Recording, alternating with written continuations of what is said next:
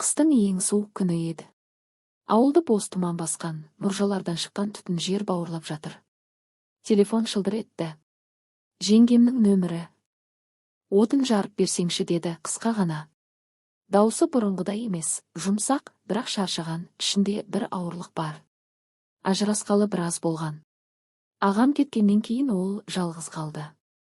Мен үйіне бардым. Қақпа сықырлап ашылды. Аула тап-таза, қарда бір ғана адамның ізі. Үйдің іші жылы, бірақ жылуы жетпегендей суық. Жеңгем есікте тұр. Көзі жүдеу, ерні аздап дірілдейді. Шалысы иығынан түсіп кеткендей ауыр. Отын ана жерде деді де үйге кіріп кетті. Балтаны алдым. Әр соққанда ойым бөлініп жатыр. Бұл жеңге емес, ажырасқан, жалғыз әйел. Денесі әлі жас, бірақ көзі өшіп қалған. Бала кезден көрген жеңгемнің орнында қазір құмарлықтан, жылулықтан ашыққан біреу тұрғандай. Үйден ыдыс сылдыры естілді. Шай қойып жатыр ма? Отын жарып тұрып іштей түсіндім, мен мұнда отын үшін емес, басқа үшін келген сияқтымын. Отын бітті. Қолым мұздап, балта сабы алақанға жабысып қалған. Есік ашылды. Кір, шай іш деді жеңгем. Даусында өтініш бар, бұйрық емес. Үйге кірдім. Пеш қызып тұр, бірақ ауа салқын, адам жылу жоқ. Шай үстінде үнсіздік. Қасықтың сыңғыры ғана. Ол басын төмен салып отыр. Көйлегінің алды аздап ашық, омырауының сызығы көрінеді, ақ, нәзік. Қиын болып тұр деді бір кезде. Не қиын? Деп сұрадым бірінші рет. Ол көзін көтерді.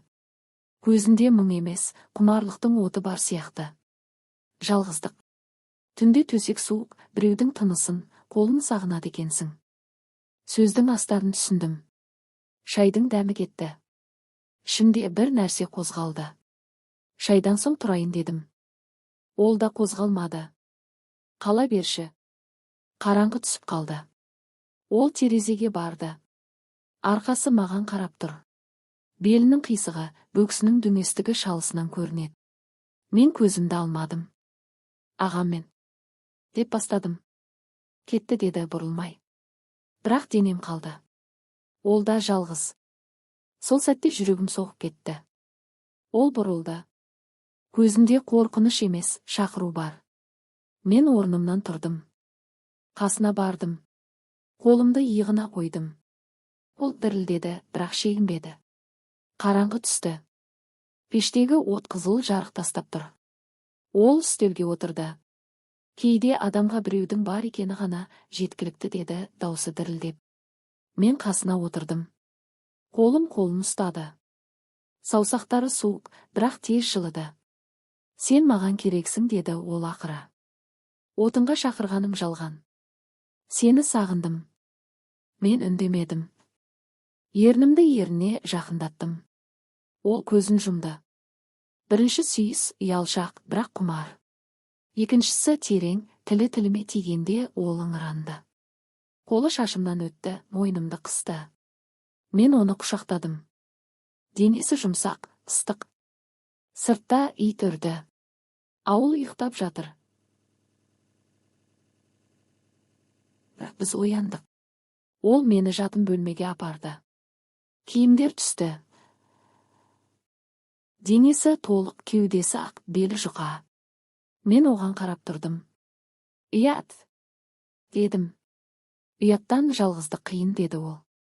Мен үстіне жаттым. Ернім денесінен өтті, құрсағынан төмен. Сол түні ауыл заңы сыртта қалды. Ішінде тек екеуміздің ыстық тынысымыз бар еді. Түн ұзақ болды. Бірнеше рет қосылдық. Шашы бетіме түсіп теріге тигенде ыстық болды. Сені бұрыннан қалайтынмын деп сыбырлады, ол құлағыма таң атты. Ол пешке от салды. Кетесің бе, кетпеші өтініш деді. Ауыл оянды. Менің іздерім қарда. Түске таман сыбыр басталды. Кеше түнде пәленшенің үйінен таңертең шығыпты. Жеңгем үйден шықпайды. Мен де айналып жүремін. Бірақ ішімде ұят емес, құмарлық өртеніп тұр. Түнде өз төсегінде жатсам, оның иісі, дауысы есімде. Қолым өзімді ұстады, оны елестетіп босандым. Мен күнәкармын ба? Жоқ, мен жеңгеме қуаныш сыйладым. Бірде базарда кездестік. Ол көзін төмен салды, бірақ қолымды қысты. Кешке кел деді. Келдім, есікті жауып. Көзіміз түйісті. Сенікімін деді. Сыбыр күшейді. Ауыл бізді сөз қылды. Бірақ біз тоқтамадық. Әр кездесу сезімімізді одан сайын арттырды. Бір күні ол айтты. Кетейік бұл ауылдан. Бірге. Мен үндемедім. Қорқыныш бар еді. Ол күтті. Мен келмедім. Әке шешем қарсы болды, ауыл заңы жеңді. Соңғы рет қосылдық. Көз жасы аралас. Кетпе деді ол. Бірақ кеттім. Көктем келді. Қар еріді. Ол ауылдан кетті деген сыбыр шықты. Мен қалдым. Бірақ түнде оны сағынамын. Кейде жалғыз отырып ойлаймын. Отын жаруға шақырғанда мен оған адамдық жылу бергенмін.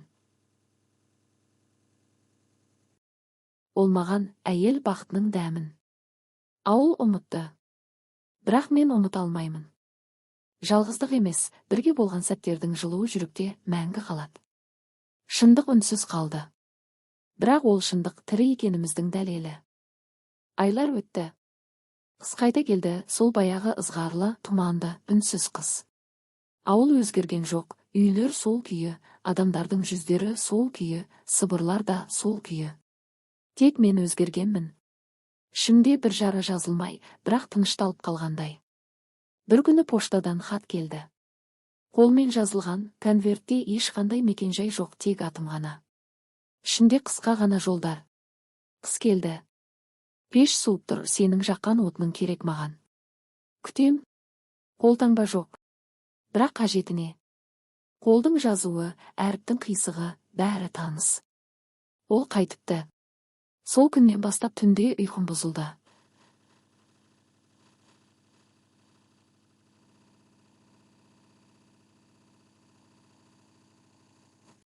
Көз алдыма жеңгем.